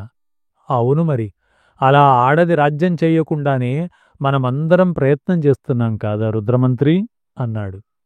అన్నగారు, ఇతడేనా మహానుభావుడు మాదయ్య మంత్రుల వారి జ్యేష్ఠపుత్రుడు అని పక్కన ఉన్న పిల్లవాడు విఠలుడు అన్నాడు. తమ్ముడు, ఆ కత్తిని వరలో ముడవవయ్యా. మన రుద్రయ్య మంత్రుల వారి మీదనేనా అంత కోపం? అంటూ పక్కపక్క నవ్వాడు. రుద్రయ్య గారికి భవానీ భట్టు విందులు బాగా తగిలాయి. మహాదేవరాజు బహుమతులు అమూల్యమైనవే ఉంటాయి. ఆ మూటలు, ఆ తోలు పెట్టే అన్నీ పట్టుకు పదండి అన్నాడు సూరన్నరెడ్డి, ఏనుగులాంటి మనిషి. విఠలుడు భీముడైతే ఈ సూరన్నరెడ్డి ఘటోత్కచుడే. అతని చేతిలో ఎప్పుడూ ఒక మణుగు బరువు ఉండే ఉక్కుగద ఉంటుంది. అవునయ్యా సూరన్నరెడ్డి, పద, మనం ఎలాగో దొంగలమే. అన్నిటికంటే అమూల్యమైన ధనం ఈ రుద్రయామాత్యులే. ఆయన్ని సపరివారంగా మన కోటకు తీసుకుపోదాం పద అన్నాడు గన్నారెడ్డి. అప్పుడా బందిపోటు దొంగలు రుద్రయ్య మంత్రిని, పరివారాన్ని, వారి పెట్టల్ని, బేడల్ని పట్టుకుని ఎక్కడికో మాయమైపోయారు. లకుమయారెడ్డి మహారాజుకు అన్న బుద్ధారెడ్డి సాహిణి.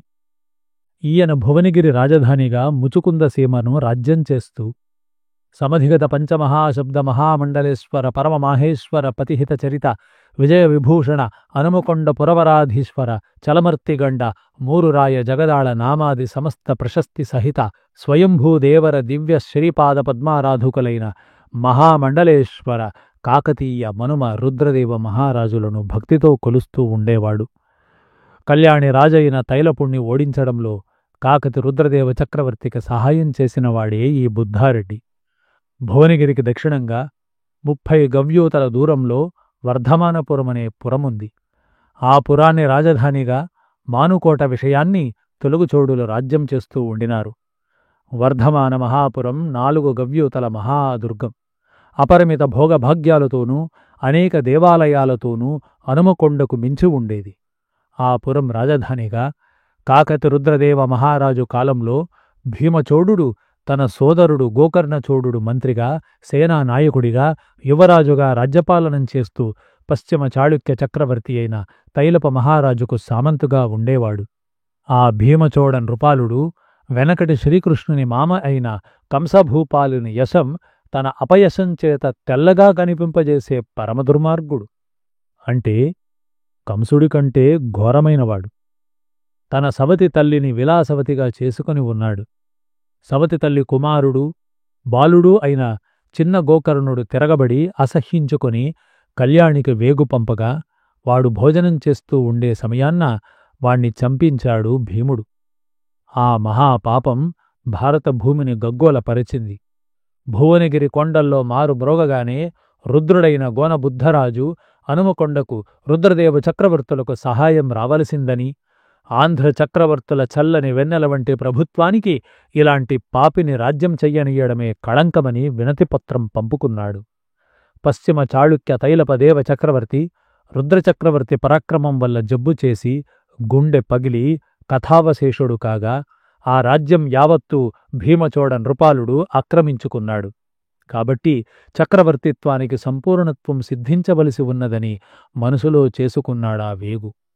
భువనగిరి పురవరాధీశ్వరుడు, సతిహిత చరణుడు అయిన బుద్ధారెడ్డి సాహిణి వర్ధమానపురం ముట్టడించగానే భీమచోడుడు ఉగ్రుడై మహాకోపంతో సర్వబలాలతో వచ్చి బుద్ధారెడ్డిని తాకినాడు. 3 రోజులు మహాయుద్ధం జరిగింది. భీమచోడుణ్ణి పరాక్రమవంతుడు, వ్యూహరచనా సమర్థుడు అయిన బుద్ధారెడ్డి అన్ని ద్వారాల దగ్గర పూర్తిగా ఓడించేసరికి భీమచోడుడు వర్ధమానపురం కోటలోకి పారిపోయినాడు. ఇంతలో రుద్రదేవ చక్రవర్తి అఖండ సైన్యంతో విచ్చేస్తున్నాడని వేగులు ఇరువాగుల వారికి అందినవాయెను. భీమచోడుడు ఒక రాత్రికి రాత్రి ఆంధ్ర సైన్యాలు ఏమరపాటుగా ఉండగా సమస్త మందితో చుట్టాలతోనూ పర్వతాలలోకి పారిపోయినాడు. బుద్ధారెడ్డి వర్ధమానపురాన్ని పట్టుకున్నాడు. ఇంతలో భేరీ భాంకారాది వాద్యాలు మోగుతూ ఉండగా పెద్ద ఉప్పన వచ్చినట్లు అఖండంగా ఆంధ్రసైన్యాలను నడిపించుకుని చక్రవర్తి స్వయంగా విచ్చేసి వర్ధమానపురంలో పాపం పొందిన రాజభవనాలను నేలమట్టం చేసి భీమచోడుణ్ణి తరుముకుపోయి అతనిచే జోహారు అనిపించుకున్నాడు.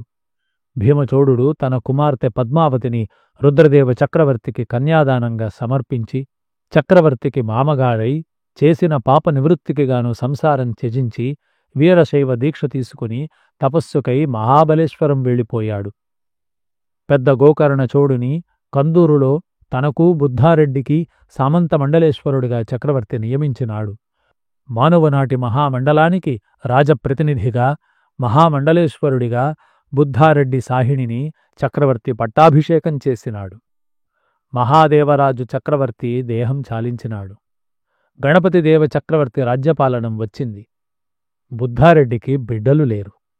ఆయనకు 59వ ఏట రెండవ భార్య అయిన ఎరుకసానమ్మలో కూపమాంబ అనే కుమార్తె, గన్నారెడ్డి విఠ్ఠల ధరణీశుడు అనే కుమారుడు 2 ఏళ్ల చొప్పున తేడాలుగా పుట్టినారు.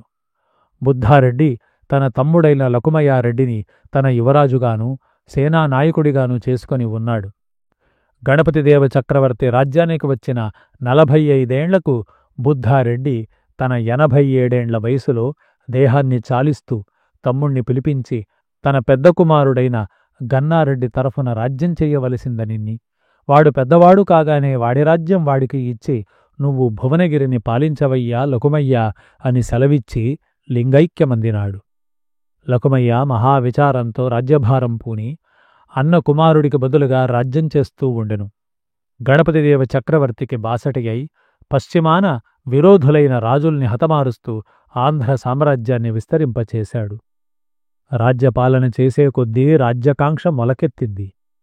కోరలు పోయి పంజాలకు బలం తగ్గినా సింహంలాగనే ఉన్న గణపతి రుద్రదేవులు ముసలి పండై ఉండగా ఇదే అదను అని లకుమయ్య రాను రాను హనుమకొండలో విద్యలను చదువుతున్న రాజకుమారులకు పంపించవలసిన మహారాజభూతాది ఖర్చులను పంపించడం మానివేశాడు. వర్ధమానపురంలో స్వామి నివేదనలు, అర్చనలు గన్నయ్య పేరుతో చదివించడం మానివేశారు.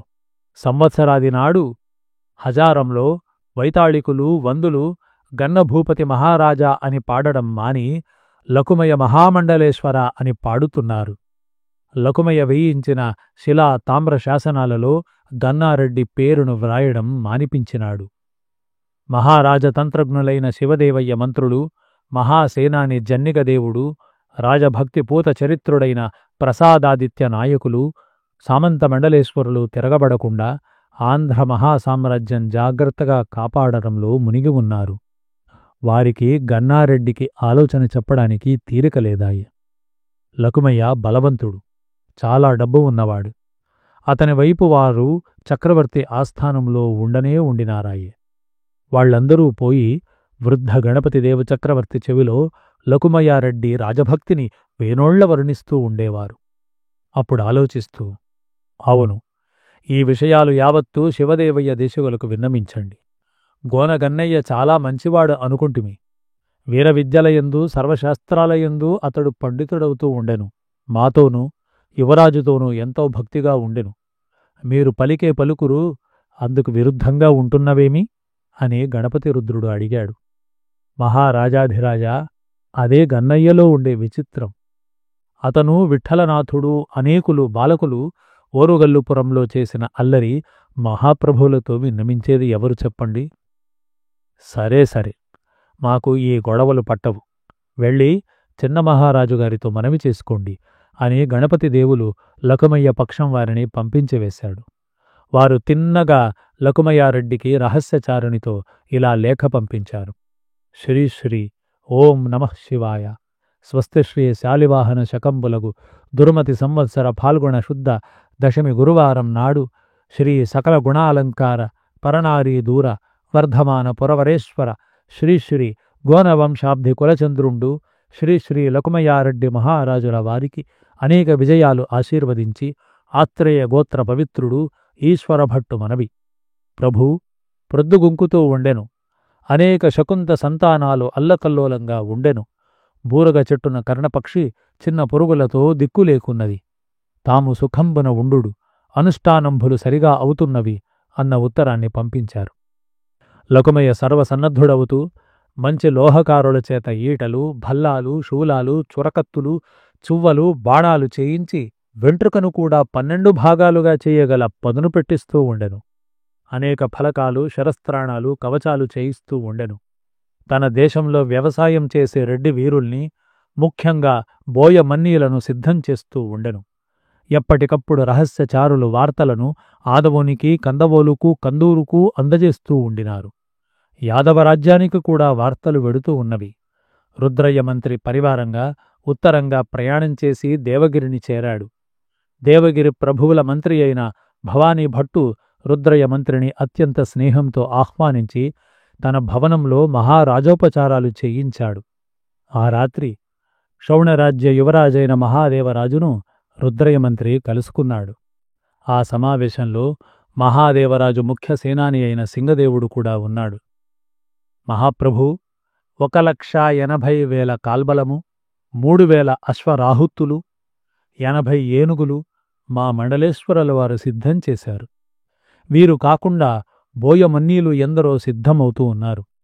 ఇవి కాక మహావీరులతో కూడిన సైన్యాలతో ఇంకా ఎక్కువ మంది మండలేశ్వరులు మమ్మల్ని కలుస్తారు. మీరు ఎప్పుడు రాగలిగితే ఆనాడు మేమంతా సిద్ధం అని రుద్రయ్య మంత్రి సేవుణ మహాదేవరాజుతో మనవి చేశాడు. అందుకు మహాదేవుడు మాట్లాడుతూ, మంత్రి, ఆంధ్రులందరూ సిద్ధంగా ఉండవచ్చును. మేము కూడా సిద్ధంగా ఉన్నాం. మా సైన్యం 2,50,000 కాల్బలం, మా అశ్వసైన్యం 20,000 ఉన్నది. ఇక మా సైన్యంలో 300 ఏనుగులున్నాయి. మహాదేవరాజు మంత్రి అయిన భవానీ భట్టు అందుకుని, మంత్రి, మా వృద్ధరాజు ఆంధ్రులపైకి వెళ్ళవద్దంటారు. వారు కూడా గణపతి దేవులలా మోక్షానికై ఎదురుచూస్తూ ఉన్నారు. ఇప్పుడే ఓరుగల్లుపై యుద్ధానికి రావడం వీలుపడదు. మీరంతా సంపూర్ణంగా సిద్ధం కండి. మేము ఎప్పటి వార్తలప్పుడు మీకు అందజేస్తూ ఉంటాము అని అన్నాడు. అందుకు రుద్రయ్య సమాధానమిస్తూ, ఎంత సులభంగా మా రాయబారం పూర్తి కాగలదని అనుకోలేదు. హహా, మాకు ఈరోజు ఆనందదినం అన్నాడు. అందుకు భవానీ భట్టు, రుద్రయ్య మంత్రులవారు, మేము ఏ దారిన వస్తామో ఆ దారిలో మీ సైన్యం కొంత మాకు కలవాలి. మేము ఓరుగల్లును ముట్టడించగానే మీరు మీ తక్కిన సైన్యాలతో వచ్చి మా సైన్యంలో చేరిపోవాలి అన్నాడు. అలాగే చేస్తాము. ప్రభువులు నాకు రేపు బయలుదేరడానికి సెలవిప్పించాలి అన్నాడు రుద్రయ్య మంత్రి. దేవగిరి గూఢచారులు అతి జాగ్రత్తగా రుద్రయ్య మంత్రిని స్వదేశానికి చేర్చారు. గోదావరిని దాటి 2 దినాలు ప్రయాణం చేసి వచ్చాడు రుద్రయ్య. రాత్రులు మాత్రమే ప్రయాణం. పగలు ఏదో ఒక గ్రామంలో ఆగిపోతూ ఉండాలి. రుద్రయ్య మంత్రి కాశీ ప్రయాణం చేసి వచ్చే ఉద్యోగిలా వేషం వేసుకుని ఉన్నాడు. ఒకనాడు బొలినవాడ అనే గ్రామంలో విడుదల చేసి ఉన్నప్పుడు పగలు ఎవరో ఆ ఇంటిని చుట్టుముట్టినారు. ఏడిరా దొంగ రుద్రయ్య, రాజద్రోహి రుద్రయ్య, ఓరి పాపి రుద్రయ్య అంటూ ఆ బ్రాహ్మణుని ఇంటిలోకి విచ్చుకత్తులు, భల్లాలు ఝడిపిస్తూ బిలబిలమంటూ విచ్చుకత్తుల వారు వచ్చిపడ్డారు. పాపం, ఈ రుద్రయ్య మంత్రి మహానుభావుడు. దేవగిరి కాశీ నుంచి వర్ధమానపురం రామేశ్వరానికి పోతూ ఉన్నాడు. ఆహాహా! గోనబుద్ధారెడ్డి ప్రభువుల వద్ద అత్యంత నమ్మకంతో పనిచేసిన మాధవమంత్రి కుమారుడైన ఈ రుద్రయ్య మంత్రి ఆంధ్రరాజ్యాన్ని తరింపజేయడానికి అపర మహేశుడైన యాదవ మహాదేవుణ్ణి తీసుకువస్తాడట అంటూ ఎకసెక్కాలాడుతూ గజదొంగ గన్నారెడ్డి గదిలోకి చక్కా వచ్చాడు. గన్నారెడ్డిని చూడగానే రుద్రయ్య మంత్రి 5 ప్రాణాలు వేసవి కాలంలో నీరు ఆవిరి అయినట్లు అయిపోయాయి. అయినా లేని ధైర్యం తెచ్చిపెట్టుకుని రుద్రయ్య మంత్రి గన్నారెడ్డిని చురచురా చూశాడు. ఏమీ, ఎవరు నువ్వు? బుద్ధిలేదా? అపరమహేశ్వరుడు గణపతి రుద్రదేవ ప్రభువు రాజ్యం చేసే దేశం కాదనుకున్నావా అని రుద్రయ్య మండిపడ్డాడు. గన్నారెడ్డి ఫక్కున నవ్వాడు. అబ్బే, ఆడది రాజ్యం చేస్తూ ఉంది అని అనుకున్నా. అవును మరి, అలా ఆడది రాజ్యం చెయ్యకుండానే మనమందరం ప్రయత్నం చేస్తున్నాం కాదా రుద్రమంత్రి అన్నాడు. అనగారు, ఇతడేనా మహానుభావుడు మాదయ్య మంత్రుల వారి జ్యేష్ఠపుత్రుడు అని పక్కన ఉన్న పిల్లవాడు విఠలుడు అన్నాడు. తమ్ముడు, ఆ కత్తిని వరలో ముడవవయ్యా. మన రుద్రయ్య మంత్రుల వారి మీదనేనా అంత కోపం అంటూ పకపక నవ్వాడు. రుద్రయ్య గారికి భవానీ భట్టు విందులు బాగా తగిలాయి. మహాదేవరాజు బహుమతులు అమూల్యమైనవే ఉంటాయి. ఆ మూటలు, ఆ తోలు పెట్టే అన్నీ పట్టుకు పదండి అన్నాడు సూరన్నరెడ్డి. ఏనుగులాంటి మనిషి. విఠలుడు భీముడైతే ఈ సూరన్నరెడ్డి ఘటోత్కచుడే. అతని చేతిలో ఎప్పుడూ ఒక మణుగు బరువు ఉండే ఉక్కు గద ఉంటుంది. అవునయ్యా సూరన్నరెడ్డి, పద, మనం ఎలాగో దొంగలమే. అన్నిటికంటే అమూల్యమైన ధనం ఈ రుద్రయామాత్యులే. ఆయన్ని సపరివారంగా మన కోటకు తీసుకుపోదాం పద అన్నాడు గన్నారెడ్డి. అప్పుడా బందిపోటు దొంగలు రుద్రయ్య మంత్రిని, పరివారాన్ని, వారి పెట్టల్ని, బేడల్ని పట్టుకుని ఎక్కడికో మాయమైపోయారు. అడవి బాపిరాజు కాకతీయ చరిత్రాత్మక నవల గోన గన్నారెడ్డి.